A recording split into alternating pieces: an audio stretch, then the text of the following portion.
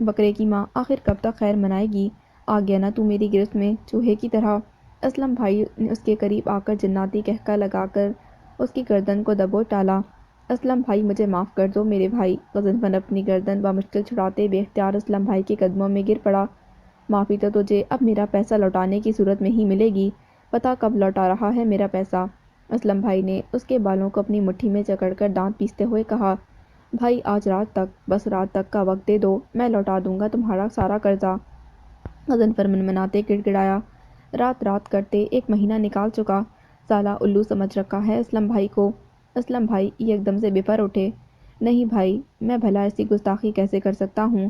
Accident ہو گیا تھا پچھلے ماہ، کندھا اتر گیا تھا۔ غضنفر نے اسلم بھائی کے غضب سے بچنے کے لیے چہرے پر معصومیت طاری کرتے منمناتے ہوئے بہانہ گڑھا۔ بات سن لڑکے، زمانے بھر کا چھٹا ہوا بدمعاش اسلم بھائی لمحوں میں غضنفر کی ڈرامہ بازی بھانپ چکا تھا۔ جیب سے چاقو نکال کر غضنفر کی گردن پر لٹکاتے ہوئے غرایا۔ غضنفر کو جیسے سانپ سونگھ اٹھا۔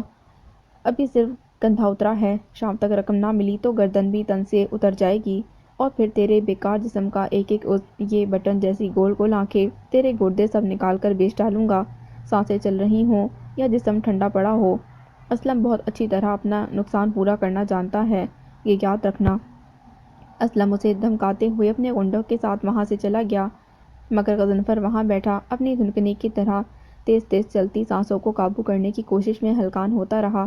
ابھی صرف کندھا اترا ہے، شام تک رقم نہ ملی تو گردن بھی تن سے اتر جائے گی۔ اسلم بھائی کی دھمکی اس کی سماعتوں میں لاؤڈ سپیکر کی مانند لگاتار گونج رہی تھی۔ اس کے موبائل سے میسج کی بیپ کی آواز ابھری۔ غضنفر اسلم بھائی کے ڈراوے سے بری طرح چونکتے ہوئے موبائل کی جانب متوجہ ہوا۔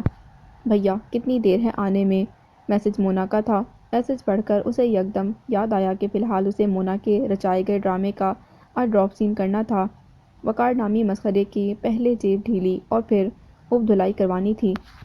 یہ کمبخت تو جان کو آئے جا رہا ہے، پلیز جلدی آؤ۔ مونا کے اگلے میسج نے غضنفر کے اندر بجلی سی پھونک ڈالی۔ وہ ایک جھٹکے سے اٹھ کھڑا ہوا۔ بس 15 منٹ تک سنبھال لو اسے، پھر آ کر بینڈ بجاتا ہوں سالے کی۔ شرٹ سے مٹی جھاڑتے اس نے غصے بھرے انداز میں میسج ٹائپ کر کے مونا کو بھیجا اور تیز تیز قدم اٹھاتا کچھ فاصلے پر پڑی بائک کی طرف بڑھنے لگا۔ روم نمبر 106، فرسٹ فلور، جلدی پہنچو یہاں۔ غضنفر نے کال ملاتے بائک سٹارٹ کی اور اگلے ہی پل اس کی بائک دھواں چھوڑتے ہوئے تنگ گلی کے اندر گم ہو گئی۔ کسے میسج کر رہی ہو مونا؟ مونا کمرے میں بیٹھی غضنفر کو میسج کرنے میں مصروف تھی۔ وقار باتھ روم سے ہاتھ دھو کر نکلا تو مونا کو موبائل پر مصروف دیکھ کر بے اختیار پوچھ بیٹھا۔ میسج نہیں، کسی کو نہیں، میں تو بس ہماری تصویریں دیکھ رہی تھی۔ مونا بے ساختہ گھبرا کر موبائل ایک طرف کرتے ہوئے بولی۔ اچھا پھر مجھے بھی دکھاؤ نا ہماری تصویریں۔ وقار اشتیاق بھرے انداز میں اس کے پاس چلا آیا۔ کیا دکھاؤں؟ تم نے کوئی ایک تصویر بھی ڈھنگ کی نہیں بنوائی۔ مونا کنی کتراتے نروٹھے پن سے بہانہ بناتے بولی۔ اچھا تو اب بنا لیتے ہیں ہم اچھی اچھی تصویریں۔ وقار ذومعنی انداز میں مسکرا کر مونا کے نزدیک چلا آیا۔ اوہ ہو وکی، تم جانتے تو ہو میرے موبائل میں اسٹوریج پرابلم چل رہی ہے۔ تمہارا موبائل کہاں ہے؟ اس سے بناؤ نا ہماری تصویریں۔ مونا نے نامحسوس انداز میں اپنا موبائل پرس میں ڈالا اور وقار کو مسکرا کر دیکھتے ہوئے کہا۔ اچھا بابا تم قریب تو آؤ نا۔ وقار جینس کی پاکٹ سے موبائل نکال کر کیمرہ آن کرتے بولا۔ مونا چہرے پر بناوٹی مسکراہٹ سجائے اس کے قریب چلی آئی۔ وقار اس کا ہاتھ پکڑ کر بستر پر جا بیٹھا اور اسے ساتھ لگا کر مختلف پوز بناتے تصویریں کھینچنے لگا۔ مونا کی نگاہیں گاہے بگاہے دیوار پر نصب گھڑی پر اٹھنے لگیں۔ 15 منٹ گزر چکے تھے، اب تک تو بھیا کو پہنچ جانا چاہیے تھا، نہ جانے آج اتنی دیر کیوں کر ڈالی۔ وہ پریشانی سے سوچنے لگی۔ او ہو مسکرا بھی دو اب، اس کمرے میں ہم دونوں کے سوا اور کوئی نہیں ہے، پھر کیوں اتنا گھبرا رہی ہو؟ وقار نے اس کے گھبرائے چہرے کو محویت سے تکتے مزید قریب ہو کر مخمور لہجے میں کہا۔ تمہارے ساتھ ہوں تو گھبرانا کیسا، بس دیر نہ ہو جائے اسی بات کی فکر ہو رہی ہے۔ بھیا کا تو پتہ ہے نا تمہیں، میرے تمہارے ساتھ ہونے کی بھنک پڑ گئی تو میرے ساتھ ساتھ تمہیں بھی زندہ نہیں چھوڑیں گے۔ مونا زبردستی لبوں پر مسکراہٹ پھیلا کر بہانہ بناتے ہوئے بولی۔ ساتھ ہی اس نے غضنفر کا حوالہ دیکھ کر وقار کی ہمت کو بھی جانچنا چاہا۔ او ہو مونا، گولی مارو اپنے بھیا کو، پتہ چل بھی گیا تو کیا، تم اب جانتی نہیں ہو مجھے؟ تمہارے بھیا جیسے سنکی لوگوں کا دماغ کیسے درست کرنا ہے میں بہت اچھی طرح جانتا ہوں۔ وقار اپنا سینہ چوڑا کیے بھرم جھاڑتے ہوئے بولا۔ مونا اس کی بات پر بے اختیار ہنس پڑی۔ یہ تو کچھ دیر میں پتہ چل جائے گا کہ دماغ تمہارا درست ہوتا ہے یا بھیا کا۔ دل ہی دل میں وہ اس بے خبری پر مسکرا رہی تھی۔ میں تو چاہتا ہوں کہ تمہارے بھیا کا مجھ سے سامنا ہو اور میں تمہارا ہاتھ اس سے مانگ لوں۔ وقار مونا کا ہاتھ اپنے ہاتھ میں بھیج کر دلربائی سے کہنے لگا۔ ہائے سچی؟ مونا اس کی بے خبری کا مزہ لیتے اشتیاق بھرے لہجے میں پوچھ بیٹھی۔ کوئی شک ہے کیا؟ وقار ایک دم سے ہیروگری دکھاتے مونا کا ہاتھ پکڑ کر اس کے چہرے کی جانب جھکا۔ اس کی بے باک جسارت پر مونا نے بڑے پچھتاتے ہوئے انداز میں گھڑی میں وقت دیکھا۔ گھڑی کی سوئی 15 منٹ سے بھی 10 منٹ اوپر ہو چکی تھی۔ اف، یہ بھیا آخر کہاں رہ گیا؟ یہ وکی کا بچہ تو آج بے قابو ہوا جا رہا ہے۔ مونا دل ہی دل میں زچ آ کر غصے سے بڑبڑائی۔ اسی اثنا میں کمرے کے دروازے پر زوردار انداز میں دستک ہوئی۔ جذباتیت کی انتہا پر بہکتا وقار بری طرح چونکا۔ یہ دروازے پر کون آ ٹپکا؟ وہ ناگواری سے دروازے کی طرف متوجہ ہوتے ہوئے بڑبڑایا۔ تمہاری موت؟ مونا شکر کا سانس بھرتے دل ہی دل میں وقار پر عنقریب گرنے والی بجلی کا سن کر بڑبڑائی۔ دروازہ ایک بار پھر زوردار انداز میں دھڑدھڑایا گیا۔ میں دیکھتا ہوں کون ہے، تم پریشان نہیں ہونا۔ وقار سیدھا ہو کر اپنی شرٹ ٹھیک کرتے دروازے کی جانب بڑھا۔ پریشان ہونے کی ضرورت تو اب تمہیں ہے وکی۔ عنقریب تمہاری محبت کا جنازہ جو نکلنے والا ہے۔ مونا زیر لب بڑبڑاتی بستر سے اٹھ کر لباس کی شکنیں درست کرتے مسکرائی۔ وقار نے جیسے ہی دروازہ کھولا، غضنفر ایک اونچے قد کے ہٹے کٹے نوجوان کے ہمراہ شدید غصے کے عالم میں دندناتا کمرے میں داخل ہوا۔ کون ہو تم دونوں؟ وقار ہکا بکا ان دونوں کو دیکھتے استفسار کرنے لگا۔ بھیا؟ قبل از کہ وقار کو اس کے سوال کا جواب ملتا، مونا گھبرائے ہوئے انداز میں غضنفر کو آواز لگاتی بھاگ کر اس کے سینے سے جا لگی۔ وقار حق تک سا منہ کھولے اس منظر کو دیکھتا رہ گیا۔ یہی ہے وہ کمینہ، یہی ہے جو میری بھولی بالی بہن کو برگلا کر اس کی معصومیت کا ناجائز فائدہ اٹھانے چلا تھا۔ غضنفر نے خوشمگی نظروں سے وقار کو گھورتے ساتھ کھڑے ہٹے کٹے نوجوان سے کہا، ارے نہیں نہیں، میں نے آپ کی بہن کو نہیں ورگلایا۔ مونا اور میں تو ایک دوسرے سے محبت کرتے ہیں۔ وقار اس لمحہ بدلتی صورتحال پر پریشانی سے بولا۔ وقار کی بیان پر غضنفر نے گھور کر مونا کو سوالیہ نظروں سے دیکھا۔ بھیا جھوٹ بول رہا ہے یہ، اس نے مجھے ملازمت کا جھانسا دے کر مجھے یہاں بلوایا تھا اور مجھے دھوکے سے کمرے میں لا کر غلط مطالبے کر رہا تھا۔ مونا نے طوطا چشمی کا عظیم مظاہرہ کرتے جھوٹ کے ساتھ ساتھ وقار پر بہتان بھی تھوپ ڈالا۔ مونا تم یہ کیا کہہ رہی ہو؟ دیکھو اپنے بھیا سے ڈر کر تمہیں جھوٹ بولنے کی ضرورت نہیں، میں ہوں نا تمہارے ساتھ، تم صاف صاف کیوں نہیں کہتی کہ تم مجھ سے محبت کرتی ہو؟ وقار مونا کی دروغگوئی پر پریشان ہو کر اسے سمجھاتے ہوئے بولا، یہ جھوٹ بول رہا ہے بھیا، میں اس سے محبت نہیں کرتی، اس نے زبردستی میرے ساتھ تصویریں بھی اپنے موبائل سے بنائی ہیں اور مجھے دھمکا رہا تھا کہ اگر میں نے اس کی بات نہ مانی تو یہ تصویریں لیک کر کے مجھے زمانے بھر میں بدنام کر ڈالے گا۔ مونا نے وقار کی جانب سے نظریں پھیر کر روحانسی لہجے میں غضنفر کو جھوٹی رودات سنائی۔ مونا کے بیان پر وقار پر جیسے آسمان ٹوٹ پڑا۔ مونا بخوبی اپنی چال چل چکی تھی، اب باری غضنفر کی تھی۔ اوئے کمینے، تیری اتنی ہمت، میری بہن کو ورغلاتا ہے، اسے بلیک میل کرتا ہے، تیرا تو میں وہ حشر کروں گا کہ مدتوں یاد رکھے گا۔ غضنفر نے وقار کی پشت پر 2 دھمکے جڑتے ہوئے غصے سے کہا اور ساتھ ہی مونا کو مخاطب کرتے اشارہ کیا، چل مونا اب بنا اس کی ویڈیو، میری بہن کی عزت اچھالنے کی دھمکی دے رہا تھا، اب دیکھ میں کیسے ویڈیو بنوا کر تیرے کرتوت تیرے گھر والوں کو بھجواتا ہوں۔ مونا غضنفر کی بات پر جھٹ موبائل نکال ویڈیو بنانے لگی۔ وقار بے یقینی سے مونا کی اس حرکت کو دیکھنے لگا۔ اس کے یوں دیکھنے پر مونا مکاری سے مسکرانے لگی۔ یہ جھوٹی ہے، مجھے پھنسا رہی ہے، تمہاری بہن مکار ہے، تمہیں دھوکہ دے رہی ہے، میرا کوئی قصور نہیں، اس نے خود مجھے محبت کے جال میں پھنسایا تھا، مکار ہے یہ مکار۔ وقار غضنفر کے بھاری ہاتھ کی مار سہتا دل برداشتہ سا مونا کو برا بھلا کہنے لگا، نہیں بھیا یہ جھوٹ بول رہا ہے، مونا نے مکاری سے روحان سے ہو کر جواب دیا۔ وقار اپنی صفائی دینے کی کوشش کر رہا تھا مگر غضنفر نے اس کی ایک نہ سنی اور اپنے پہلوان نما دوست کے ساتھ مل کر وقار کی خوب درگت بناتا رہا یہاں تک کہ وہ زخموں سے چور ہو چلا۔ بس کر غضنفر، مار کھا کھا کر ادموا ہو چکا ہے۔ اس پہلوان نما نوجوان نے ہاتھ روک کر لین کے مطابق غضنفر کو مخاطب کیا، ادموا ہی ہوا ہے، ابھی مرا تو نہیں ہے نا، اور تو جانتا ہے جو شخص میری بہن کی عزت پر نظر ڈالے میں اسے اس دنیا میں سانسیں لینے کے لیے نہیں چھوڑتا۔ غضنفر بھی پلان کے مطابق غضبناک تیور سے وقار کو گھورتے ہوئے بولا۔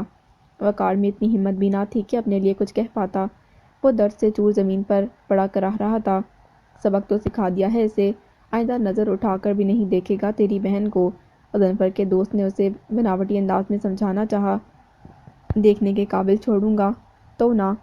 غضنفر نے وقار کو پیر سے ٹھڈا مارتے خونخوار لہجے میں کہا، او بات سن، کچھ رقم وقم بھی ہے تمہارے پاس؟ معافی مانگ، اپنی غلطی کا ہرجانہ بھر اور معاملہ ختم کر، ورنہ تو تجھے آج جان سے مار کر ہی چھوڑے گا۔ غضنفر کے دوست نے طے شدہ منصوبے کے تحت وقار پر جھک کر اسے سمجھانے کی کوشش کی۔ وقار کے پاس فی الوقت ایک ہی راستہ تھا جان بچانے کے لیے۔ اس نے اپنا والیٹ ان لوگوں کے حوالے کر ڈالا، مگر والیٹ میں موجود رقم اس معاملے سے غلو خاصی کے لیے ناکافی تھی۔ معاملہ رفع دفع کرنے کے لیے وقار کو اپنے موبائل فون کے ساتھ ساتھ کریڈٹ کارڈ بھی غضنفر کے حوالے کرنا پڑا۔ چل نکل یہاں سے اب، ایسا نہ ہو کہ اس پر پھر سے خون سوار ہو جائے اور پھر سے تیری جان کو آ جائے۔ غضنفر کے دوست نے وقار کو کمرے کے دروازے کی طرف دھکیل کر سمجھاتے ہوئے کہا۔ وقار نے ایک زخمی نظر مونا کے چہرے پر ڈالی۔ وہ غضنفر کے ساتھ کھڑی زومانی نظروں سے مسکراتے اسے دیکھ رہی تھی۔ غضنفر اس پر غیرت مند بھائی کا روپ دھارے اسے ساتھ لگائے کھڑا وقار کو غضبناک نظروں سے گھور رہا تھا۔ وقار ان سب کو باری باری دیکھ کر بامشکل قدم اٹھاتا دروازہ کھول کر کمرے سے باہر نکل گیا۔ اس کے نکلتے ہی دروازہ زوردار انداز میں بند کر دیا گیا۔ دیکھا بھیا، کیسا مرغا پھنسایا، کریڈٹ کارڈ ہمارے حوالے کر گیا۔ قبل از کہ وقار مزید قدم بڑھاتا، کمرے کے اندر سے مونا کی چہکتی آواز اس کے زخموں پر نمک پاشی کر گئی۔ وہ لب بھیجے اپنا غصہ ضبط کرنے کی کوشش کرنے لگا۔ وہ تو ٹھیک ہے، مگر اچھی طرح معلوم کر لیا تھا نا کہ اس کے اکاؤنٹ میں پیسے بھی ہیں کہ نہیں؟ غضنفر کی بے غیرتی سے بھرپور آواز وقار کی سماعتوں سے ٹکرائی۔ ہاں ہاں بھیا، اتنی رقم موجود ہے اس کے اکاؤنٹ میں کہ ہمارا گزارا تو آرام سے ہو جائے گا، اور اس کا موبائل بھی ہمارے پاس ہے۔ کریڈٹ کارڈ فوراً بلاک بھی نہیں کرا سکتا، مونا خوشی سے سرشار کہہ رہی تھی۔ وقار کی آنکھوں میں مرچیں سی بھرنے لگیں۔ محبت میں اس نے بہت بڑا دھوکہ کھایا تھا اس زہریلی ناگن سے۔ وہ لڑکھڑا کر چلتے کوریڈور عبور کر گیا، مگر آج مونا کے ہاتھوں یوں اپنی محبت کو ذلیل و خوار اور خود کو لٹتا دیکھ وقار کے دل میں انتقام کی آگ بھڑک چکی تھی۔ نجم النساء صبح ناشتے کی میز پر بیٹھی چائے پی رہی تھی۔ ان کے چہرے پر واضح طور پر تفکر کی لکیریں ابھری ہوئی تھیں۔ ان کے دائیں جانب انیسہ اور آفاق الدین بیٹھے ناشتے میں مصروف تھے۔ اماں کس سوچ میں گم ہیں، صحیح سے ناشتہ بھی نہیں کر رہی۔ چائے کا گھونٹ بھرتے آفاق الدین کی نگاہ کسی گہری سوچ میں ڈوبی نجم النساء پر ٹھہری تو پوچھے بنا نہ رہ سکے۔ ان کے سوال پر انیسہ بھی متوجہ ہو کر نجم النساء کو دیکھنے لگیں۔ شافی الدین کے بارے میں سوچ رہی ہوں، تھانے سے لوٹ آیا ہے مگر اب تک گھر نہیں آیا۔ نجم النساء نے چونک کر آفاق الدین کو دیکھا اور پھر دھیمے لہجے میں بولی۔ اسی پل تھکے ماندے شافی الدین حویلی میں داخل ہوئے۔ سب سے پہلے آفاق الدین کی نظر شافی الدین پر جا ٹھہری۔ انہوں نے مسکرا کر شافی الدین کو دیکھا اور پھر نجم النساء سے مخاطب ہوئے۔ لیجیے گھر آ گیا آپ کا شافی الدین۔ ان کی بات پر نجم النساء کے ساتھ ساتھ انیسہ نے بھی بے اختیار دروازے کی جانب نگاہ کی۔ شافی الدین 90 تلے قدم اٹھاتے ان سب کی جانب چلے آئے۔ انیسہ نے بغور ان کا چہرہ دیکھا۔ زمانے بھر کی تھکن کے نشان بے حد واضح تھے۔ بہرکیف اتنی جلدی شافی الدین کے حویلی لوٹنے کی توقع نہیں تھی، تبھی چہرے پر ناگواری سی در آئی۔ شافی الدین، نجم النساء بے اختیار سی کرسی سے اٹھ گئیں۔ ماں کی بے قراری پر شافی الدین نے ایک سرد سی نگاہ ڈالی اور نجم النساء کو یکسر نظر انداز کرتے وہ آفاق الدین سے مخاطب ہوئے۔ سلطان کہاں ہے آفاق بھائی؟ ان کے رویے اور سوال نے نجم النساء کے چہرے کا رنگ متغیر کر ڈالا۔ شافی الدین ان کا سب سے لاڈلا بیٹا، انہیں یوں سب کے سامنے نظر انداز کر دے گا کہ تو انہوں نے کبھی خواب و خیال میں بھی نہ سوچا تھا۔ انیسہ نے نجم النساء کی سبکی پر تمسخرانہ انداز میں مسکرا کر دیکھا، مگر اس پر نجم النساء انیسہ کی جانب متوجہ نہ تھیں۔ وہ بے یقین نگاہوں سے شافی الدین کو دیکھ رہی تھیں جو انہیں نظر انداز کیے انہی کے سامنے کھڑا سلطان کے حوالے سے دریافت کر رہا تھا۔ سلطان اپنے کمرے میں ہے۔ آفاق الدین نے ایک نظر ماں کے پھیکے پڑتے چہرے کو دیکھا اور پھر آہستگی سے جواب دیا۔ کیوں؟ سلطان ناشتے کی میز پر آپ لوگوں کے ساتھ کیوں نہیں ہے؟ شافی الدین نے کھردرے لہجے میں حیرت سے استفسار کیا۔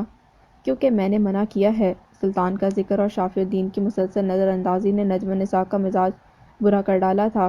وہ اپنے عزلی رعونت بھرے انداز میں بول پڑیں۔ مگر کیوں؟ کیا وہ اس حویلی کا فرد یا حصہ نہیں؟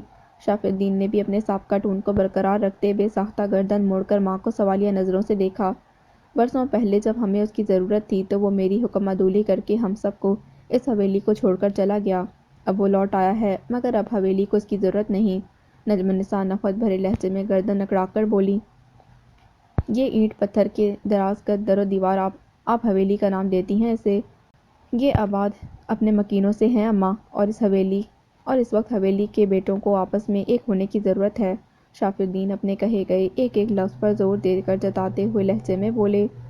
شافی الدین کے لبوں پر بے ساختہ مسکراہٹ پھیلی، وہیں انیسہ کی پیشانی شکن آلود ہو اٹھی۔ شافی الدین کی باتوں سے انہیں خطرے کی بو آ رہی تھی۔ وہ کئی راتوں سے اپنے خوابوں میں خود کو حویلی کے چودرائن کے روپ میں دیکھنے لگی تھیں، مگر شافی الدین کی وجہ سے انہیں اپنے خوابوں کے ٹوٹنے کے آثار بھی صاف نظر آ رہے تھے۔ تم بھول رہے ہو شافی الدین کہ سلطان ہماری بات ماننے سے انکار کر کے ہمیں چھوڑ کر چلا گیا تھا۔ نجم النساء غصے سے بے پھر کر انہیں یاد دلاتے ہوئے بولی۔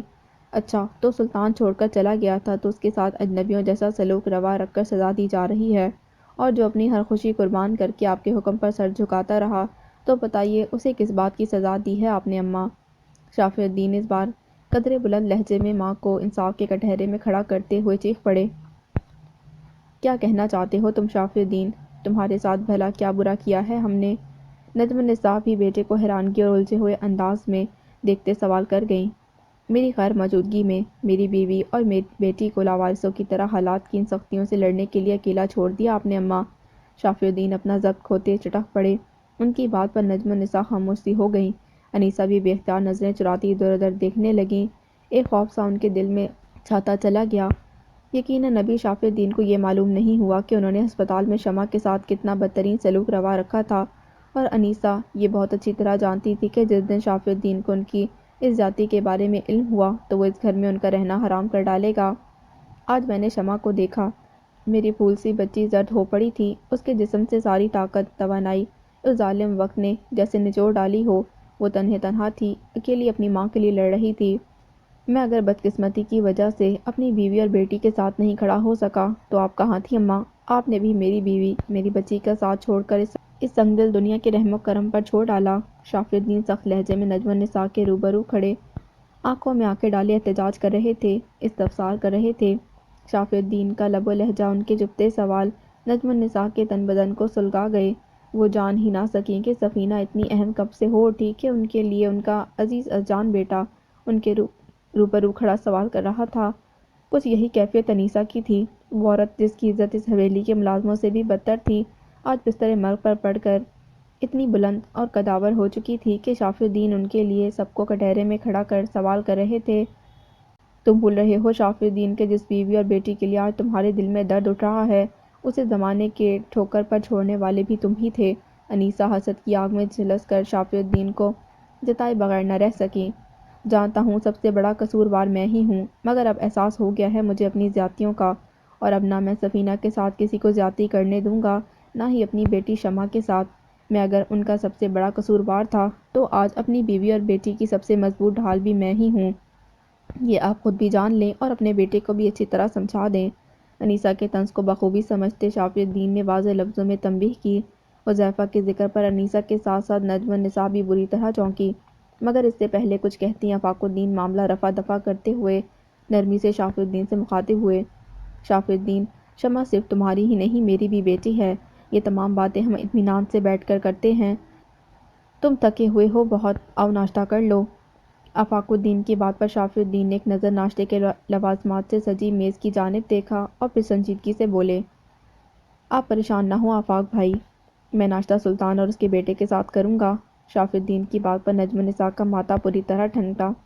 ایک ملاقات میں سلطان اتنا عزیز ہو گیا ہے کہ اسے ماں پر ترجیح دے رہے ہو شافی؟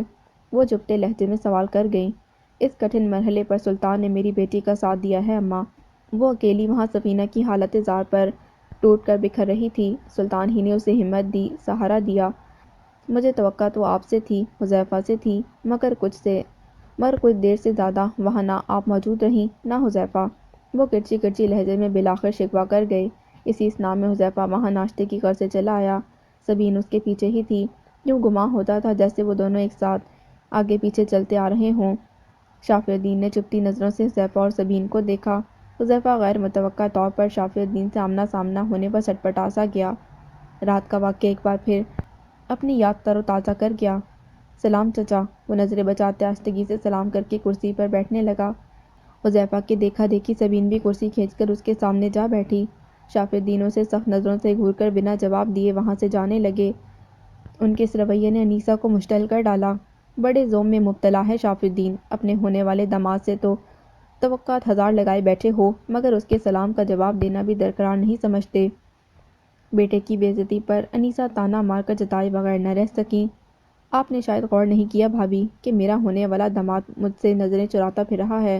نظریں ملا کر سلام کرتا تو ضرور جواب دیتا، شافی الدین نے بھی جواباً طنزیہ لب و لہجہ اختیار کرتے پہلے انیسہ اور پھر سر جھکائے بیٹھے حذیفہ کو گھور کر چوٹ کی اور قدم ایک بار پھر اپنے کمرے کی جانب بڑھا دیے۔ ٹھہرو شافی الدین، اس بار نجم النساء نے اسے تحکمانہ لہجے میں روکا۔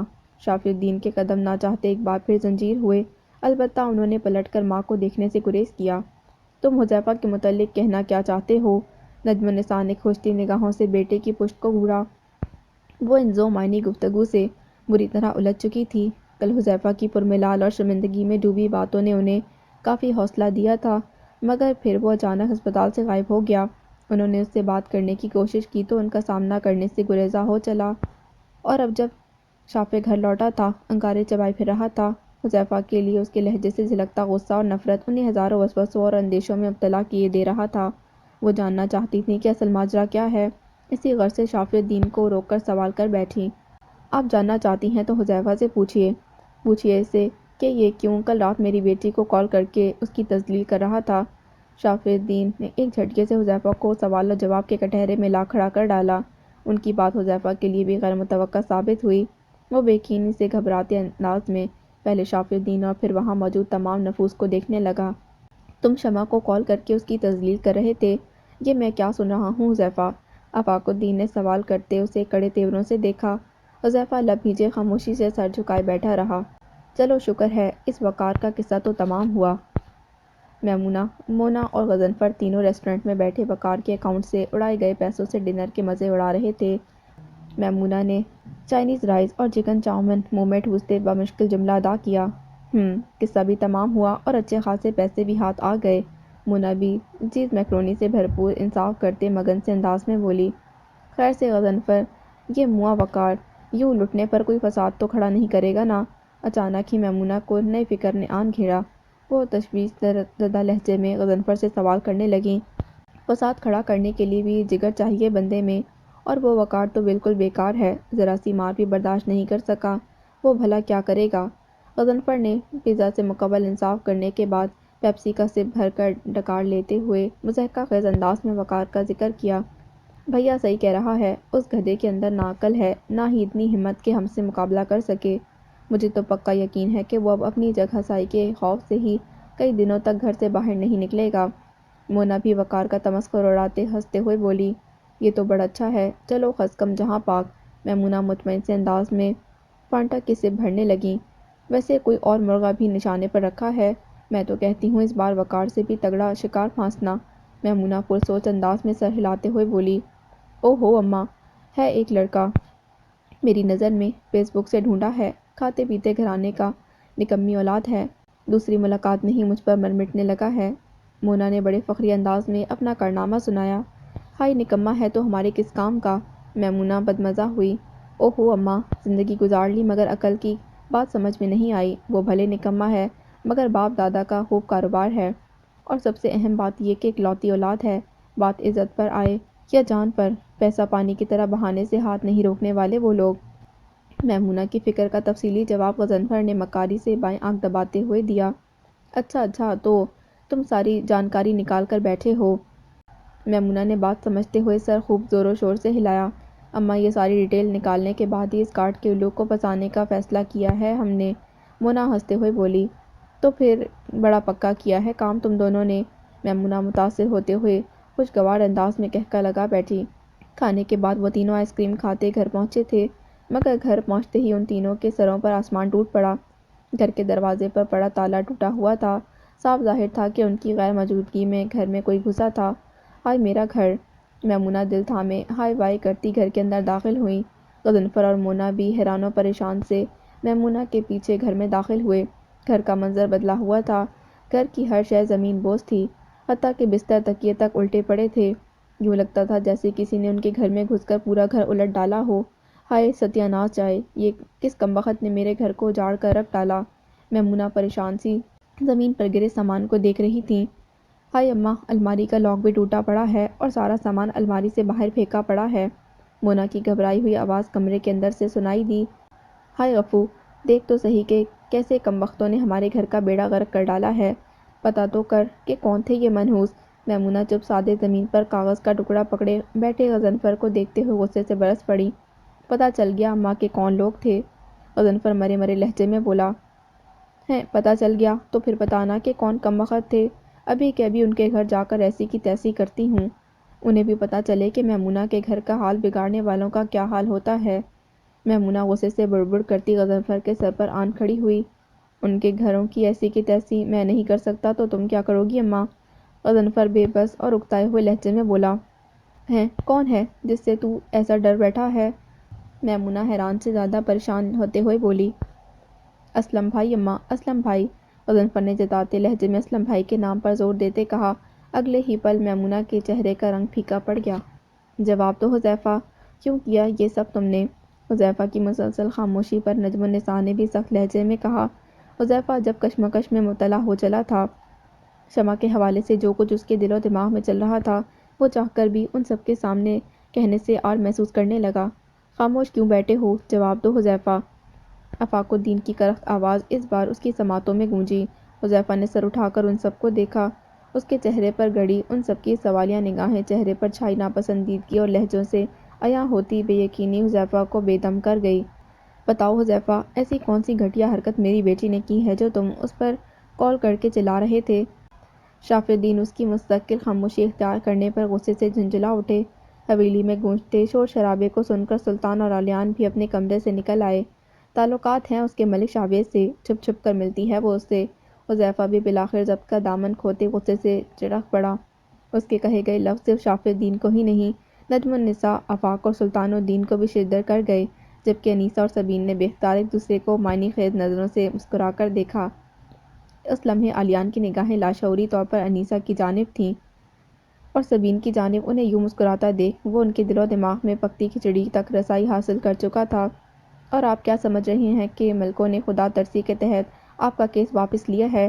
اس بار وہ اپنی جگہ سے کھڑا ہو کر شاف الدین کی آنکھوں میں آنکھیں ڈال کر بولا۔ شاف الدین کو اپنا قد ایک دم سے بونا ہوتا محسوس ہوا۔ میں واضح کر دوں آپ پر کہ یہ کسی خدا ترسی کا کرشمہ نہیں، بلکہ شمع کی ملک شاویز سے خفیہ ملاقاتوں کا کمال ہے چچا۔ حذیفہ صفاقی کی انتہا کو پہنچا، اپنے اندر بھرا بدگمانی کا زہر شاف الدین کی رگوں میں اتارنے لگا۔ یہ جھوٹ ہے، تم جھوٹ بول رہے ہو۔ شاف الدین بے یقینی سے دکھ بھرے انداز میں اسے دیکھتے پوری قوت سے احتجاج کرتے ہوئے چلا اٹھے۔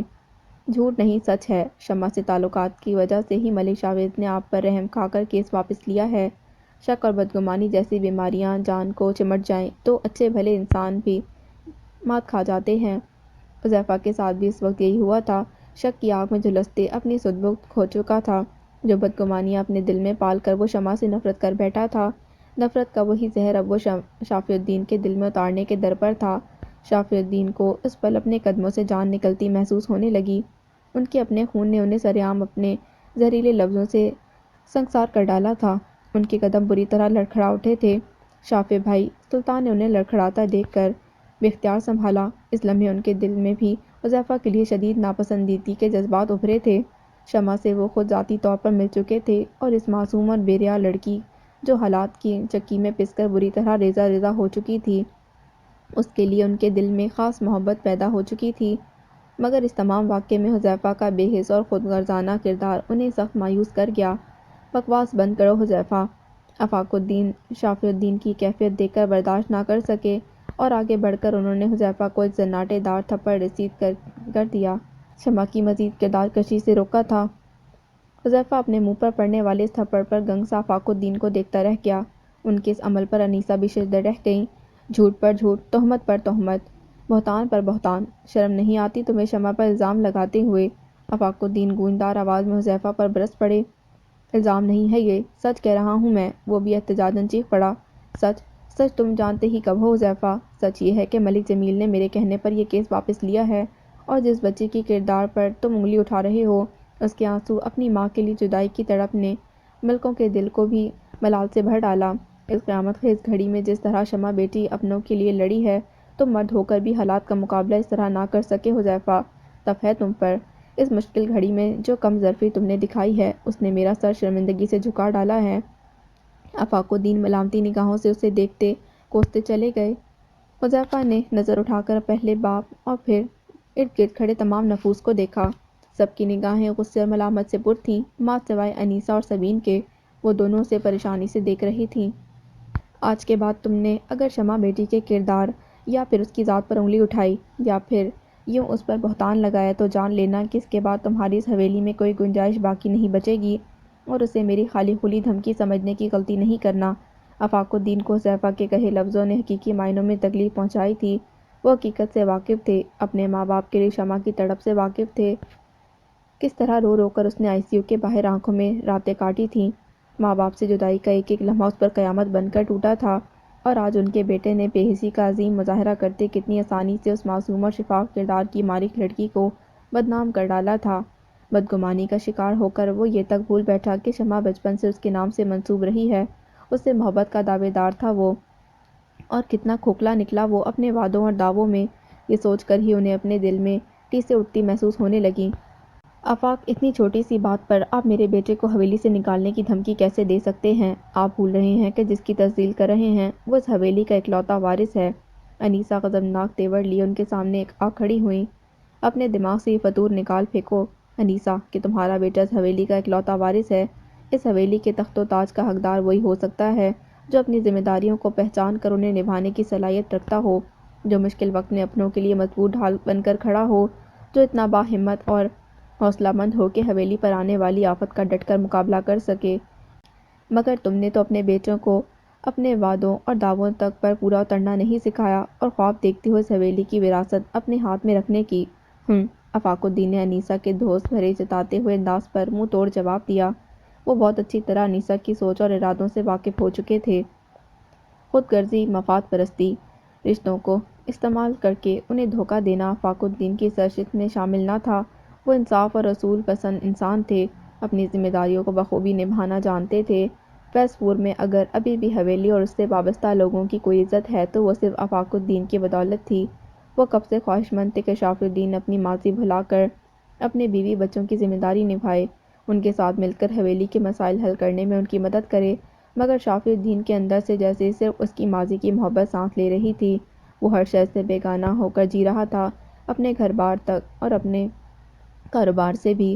شاف الدین کا غیر ذمہ دارانہ رویہ سفینہ کے ساتھ حویلی میں پنپتا غیر منصفانہ اور حقد آمیز رویہ، نجم النساء اور انیسہ کی گھریلو سیاست، کاروباری مسائل، ایسے میں حالات کی بہتری کے لیے ان کا واحد امید حذیفہ اور شمع کی شادی تھی۔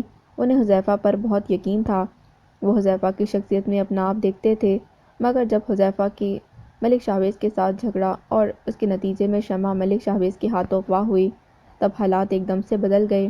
حذیفہ کی شخصیت کا جذباتی پن، بد اعتمادی، حالات کا مقابلہ کرنے سے گھبراہٹ، یہ ساری باتیں اس کی شخصیت میں دراڑ بن کر سامنے آئی تھیں، اور اس دراڑ نے آفاق الدین کو کئی خدشات میں مبتلا کر ڈالا تھا۔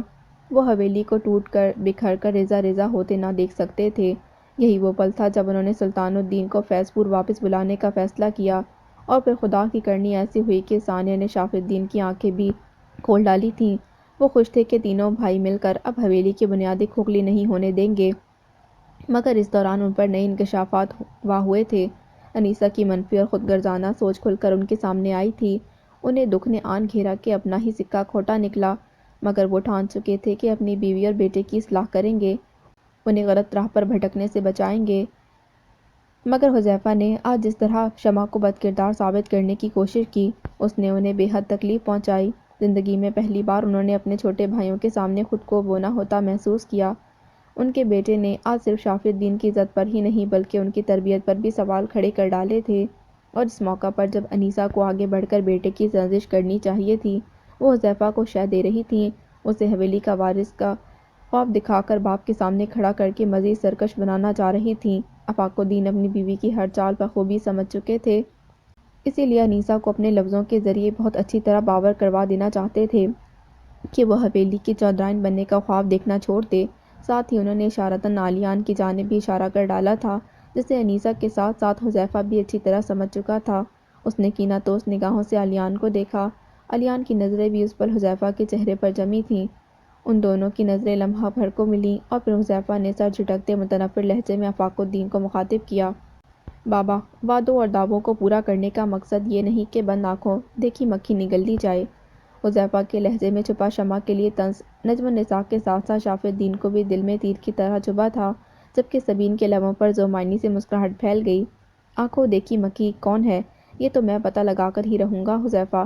شافی الدین تعصب بھری نگاہوں سے حذیفہ کو دیکھتے ہوئے پکارا، آج تم نے میری بیٹی کے کردار پر انتہائی بدلحاظی کے ساتھ گھٹیا الزامات کی بوچھاڑ کر کے اپنا اصل روپ مجھ پر آشکار کر ڈالا ہے۔ وہ نپے تلے اقدام اٹھاتے حذیفہ کے روبرو جا کھڑے ہوئے۔ ان کی سلگتی نگاہیں حذیفہ کے تنے چہرے پر مرکوز تھیں۔ مگر یاد رکھنا، میں یہ بات بھولوں گا ہی نہیں کہ آج میری بیٹی اور بیوی کو پل پل جس اذیت میں گزرنا پڑ رہا ہے، اس کی صرف وجہ تم ہو۔ شافی الدین نے شعلہ بار نگاہوں سے حذیفہ کو دیکھتے ہوئے سرد لہجے میں کہا، یہ تمہاری ملک شعبے سے دشمنی تھی جس کا خمیازہ میرا خاندان بھگت رہا ہے، اور میں تمہیں یقین دلاتا ہوں کہ اس دشمنی کی اصل وجہ میں جان کر رہوں گا، اور اس دن کٹہرے میں تم کھڑے ہوگے اور پھر فیصلہ ہوگا کہ کون ہے وہ مچھلی جس کا وجود پورے تالاب کو گندا کر رہا ہے۔ شافی الدین ایک ایک لفظ چبا کر بولے۔ ان کا آخری جملہ سبین کو بری طرح سٹپٹانے پر مجبور کر گیا۔ وہ ان سب سے نظریں بچاتی وہاں سے سرک گئی۔ شافی الدین یہ سب کہہ کر رکے نہیں تھے، لمبے لمبے ڈگ بھرتے وہاں سے چلے گئے۔ چلے جاؤ حذیفہ، میری نظروں سے دور ہو جاؤ، اس وقت میں مزید تمہاری شکل دیکھنا نہیں چاہتا۔ آفاق الدین دل گرفتگی کے عالم میں اسے منہ پھیر کر بولے تھے۔ حذیفہ اپنی تذلیل پر تن فن کرتا وہاں سے چلا گیا۔ اس کے جاتے ہی انیسہ بھی نخوت بھرے انداز میں سر جھٹکتی اپنے کمرے کی جانب بڑھ گئیں۔ وہاں اب نجم النساء، آفاق، سلطان اور علیان خاموش مضطرب سے کھڑے رہ گئے تھے۔ نجم النساء نے ایک نظر سلطان اور پھر اس کے بیٹے علیان کی جانب دیکھا۔ دل سلطان اور علیان کی جانب کھنچنے لگا۔ خواہش ہوئی کہ ان دونوں کو پکاریں۔ نہیں نہیں، اگر میں اپنی ممتا سے ہار گئی تو کل ہر کوئی اسے میری کمزوری جان کر میرا فائدہ اٹھائے گا۔ نہیں نجم النساء، نہیں، تمہیں اس طرح اپنی منوائے بغیر سلطان سے ہار نہیں ماننی چاہیے۔ اس نے ایک شہری لڑکی کی خاطر تمہیں چھوڑ دیا، اب جب تک وہ اس عورت کو نہیں چھوڑتا تم اس کی اور اس کے بیٹے کی طرف دیکھو گی بھی نہیں۔ نجم النساء کی انا پسندی نے پل بھر میں ہی ان کے اندر گونجتی ممتا کی پکار کا گلا گھونٹ دیا تھا۔ وہ سرد مہری سے سلطان اور علیان سے نظریں پھیر کر وہاں سے چلی گئی۔ علیان نے ساری صورتحال کو دیکھتے خاموشی سے اپنے کمرے میں چلا گیا۔ وہاں اب صرف آفاق اور سلطان موجود تھے۔ آفاق الدین کی ذہنی اور قلبی کیفیت کو محسوس کرتے سلطان ان کے پاس چلے آئے۔ سب ٹھیک ہو جائے گا بھائی، جوان خون ہے، وقت کے ساتھ عقل بھی آ جائے گی۔ حالات کتنے سنگین نہج پر جا پہنچے تھے، سلطان کو صاف دکھائی دے رہا تھا، مگر پھر بھی آفاق الدین کو ہمت اور تسلی دینے کی غرض سے بولے، سلطان تمہیں لگتا ہے کہ حذیفہ کی عقل آنے کے انتظار میں وقت تھما رہے گا؟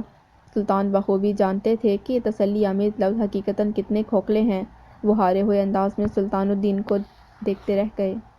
ارے میں تو کہتی ہوں کہ ادھار کی رقم منہ پر مار اور جان چھڑا اس بدبخت اسلم نامی بلا سے۔ کمبخت مارا میرے گھر تک آن پہنچا ہے۔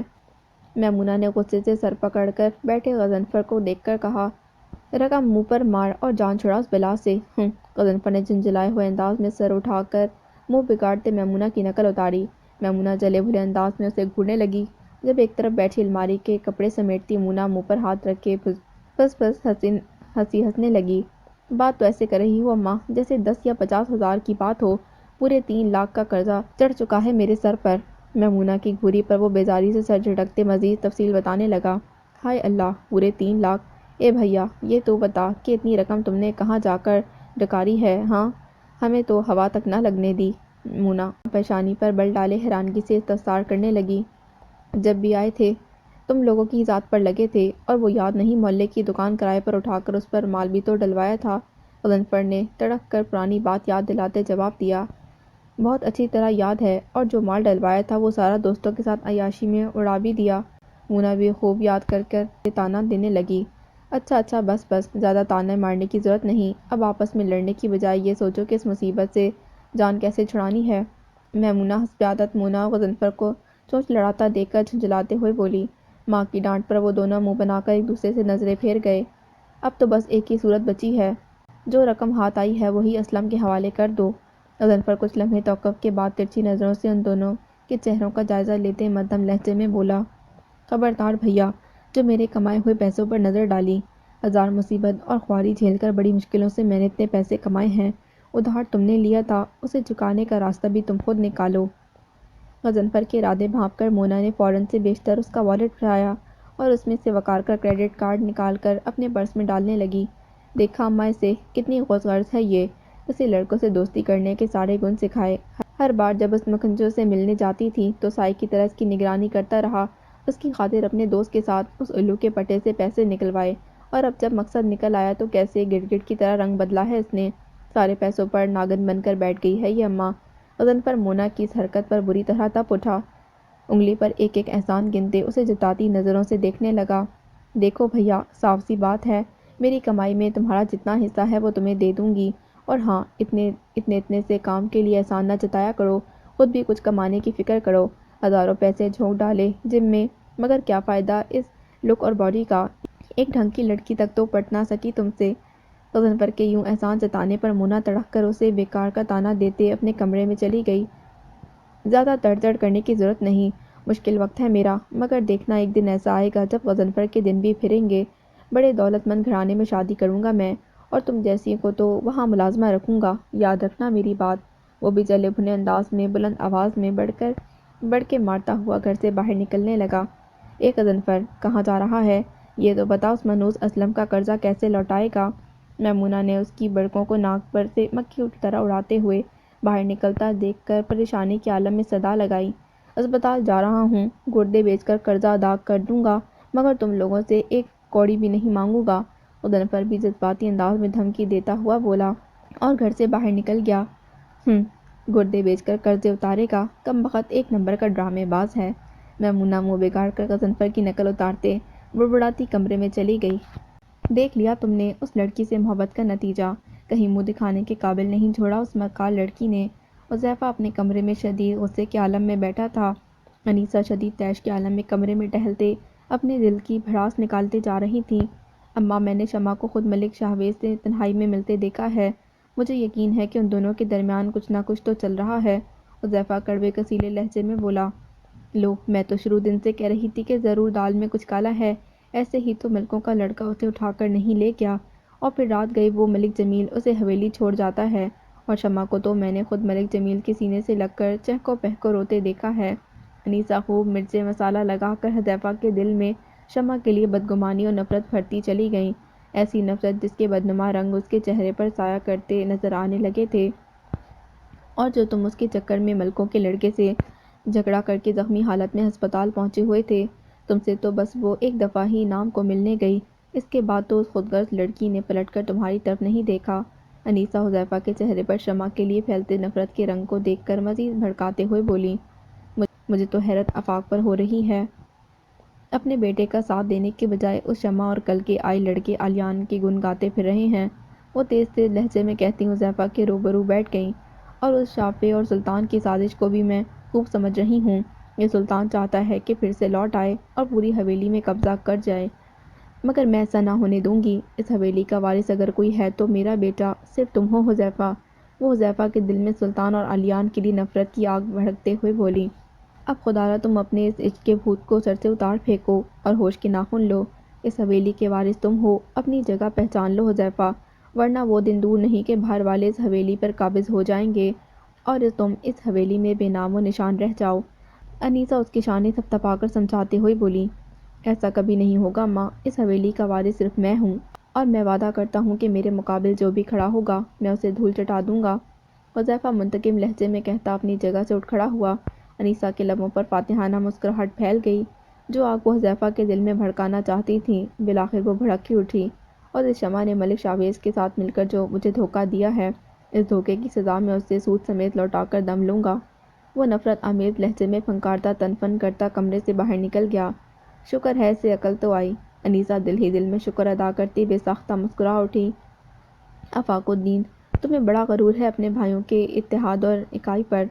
اب دیکھنا تم کہ تمہارا اپنا خون، تمہارا اپنا ہی بیٹا کس طرح تمہارے سامنے تن کر اپنے حق کے لیے کھڑا ہوتا ہے۔ انیسہ کا شاطرانہ ذہن بڑی سبک روی کے ساتھ تیزی سے بدلتے حالات کی منصوبہ بندی کر رہا تھا۔ ڈاکٹرنی صاحبہ، ذرا آرام سے پٹی کسنا، دل آج کل بڑا کمزور ہو گیا ہے۔ ملک شاہویز آج پٹی کروانے ہسپتال آیا تھا۔ نرس مصروف سے انداز میں اس کی پٹی میں مصروف تھی، تبھی وہ اپنے مخصوص لب و لہجے میں بول اٹھا، کیوں، کیا تکلیف لاحق ہوئی ہے آپ کو، جو آپ کو اپنا دل کمزور لگنے لگا ہے؟ نرس نے ناپسندیدگی بھرے تاثرات چہرے پر سجاتے اس سے سرسری انداز میں سوال کیا۔ اسی دوران اس کی نگاہ سامنے سے گزرتی شمع پر پڑی۔ وہ سامنے کوریڈور سے بڑی عجلت کے عالم میں گزر رہی تھی۔ اسے دیکھ کر ملک شاہویز کے لبوں پر بے ساختہ مسکراہٹ دوڑ گئی۔ دل بے قابو ہوتا جا رہا ہے، زور سے دھڑکنے لگا ہے اور بے خودی کے عالم میں کہنے لگا، اپنے دل کی بیماریوں کا احوال دل کے ڈاکٹر کو جا کر سنائے، آپ کی مرہم پٹی ہو چکی ہے، اب آپ جا سکتے ہیں۔ نرس نے ناگواری سے جواب دیتے کہا، جا رہا ہوں، دل کے ڈاکٹر کے پاس ہی جا رہا ہوں۔ ملک شاہویز زیر لب مسکراتا وہاں سے اٹھ کر سامنے کوریڈور کی طرف بڑھنے لگا۔ اس کے قدم اس راہ پر گامزن تھے جہاں سے کچھ دیر قبل شمع گزری تھی۔ کوریڈور کے آخری سرے پر دائیں جانب کینٹین اور بائیں جانب میڈیکل شاپ تھی۔ ملک شاہویز کنفیوز سا کھڑا، کبھی کینٹین کی جانب تو کبھی میڈیکل شاپ کی طرف دیکھ رہا تھا، مگر وہ اسے کہیں نظر نہ آئی۔ اوہ، کہاں چلی گئی؟ میرے دل پر ٹھا کر کے وار کر کے وہ متلاشی نگاہوں سے شمع کو تلاشتے ہوئے ہولے سے بڑبڑایا۔ دفعتاً اس کی نگاہ میڈیکل شاپ کے کاؤنٹر پر پریشان سی کھڑی شمع پر جا ٹھہری تھی۔ وہ بے اختیار سا مسکرا اٹھا، اوہ تو حضور یہاں موجود ہیں۔ وہ ہولے ہولے قدم اٹھاتا شمع کی جانب بڑھنے لگا۔